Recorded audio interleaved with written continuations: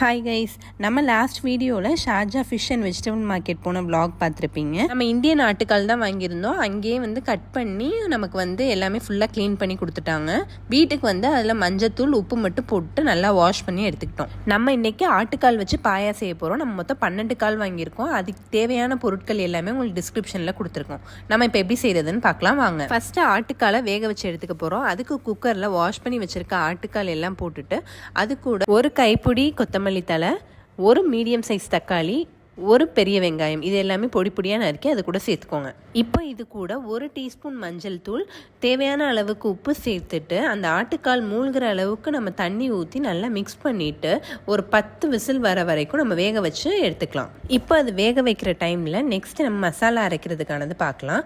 அதுக்கு நம்ம மிக்ஸி ஜாரில் ஒரு 7 to 8 பச்சை மிளகா, 1 டீஸ்பூன் சோம்பு, 2 டேபிள் ஸ்பூன் தேங்காய், அது கூட ஒரு 15 கேஷ்யூ நட் 10 நிமிஷம் ஊற வச்சு அதையும் சேர்த்து அரைச்சிக்கோங்க. இந்த மாதிரி கன்சிஸ்டன்சியில் அரைச்சி எடுத்துக்கோங்க. இன்னும் கசகசா சேர்த்திங்கன்னா டேஸ்ட் நல்லாவே இருக்கும். பட் இங்கே துபாயில் அலௌட் இல்லைன்றதுனால நாங்கள் இதை ஆட் பண்ணல.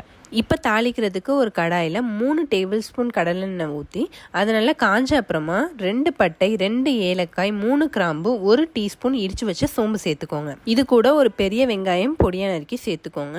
நல்லா வதங்கி வரட்டும்.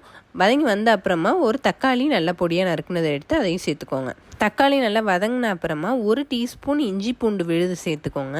சேர்த்து நல்லா அது பச்சை வாசனை போன அப்புறமா ஒரு கைப்பிடி புதினா சேர்த்துக்கோங்க. புதினா நல்லா வதங்கி வந்த அப்புறமா 1 டீஸ்பூன் சீரகத்தூள், 2 டீஸ்பூன் மிளகுத்தூள் சேர்த்துக்கோங்க. இதில் காரத்துக்குன்னு நம்ம அரைச்சி வச்சப்போ சேர்த்த பச்சை மிளகாய், அப்புறம் இப்போ உள்ள மிளகுத்தூள் மட்டும்தான். அதனால உங்களுக்கு தேவையான அளவுக்கு மிளகுத்தூள் வேணும்னா ஆட் பண்ணிக்கோங்க எக்ஸ்ட்ராவா. இது கூட நம்ம 1/2 டீஸ்பூன் மஞ்சத்தூள் சேர்த்துக்கிறோம். ஆல்ரெடி மஞ்சத்தூள் சேர்த்ததுனால இப்போ 1/2 டீஸ்பூனே போதுமான அளவு. இப்போ வதக்கி எடுத்துட்டு நம்ம குக்கரில் வேக வச்ச ஆட்டுக்கால் நல்லா ரெடி ஆயிடுச்சு. வதக்கி வச்சிருக்கத நம்ம குக்கர்ல வேக வச்ச ஆட்டுக்கால் கூட சேர்த்துக்கலாம்.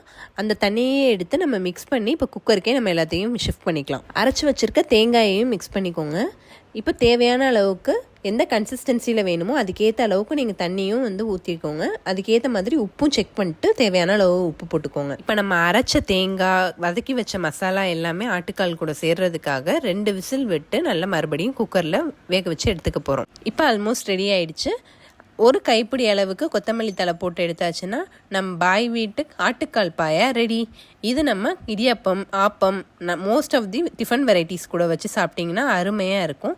தேங்க்யூ. இந்த வீடியோ பிடிச்சிருந்தா லைக் பண்ணுங்கள், ஷேர் பண்ணுங்கள், சப்ஸ்கிரைப் டு RVDS ஃபேம்.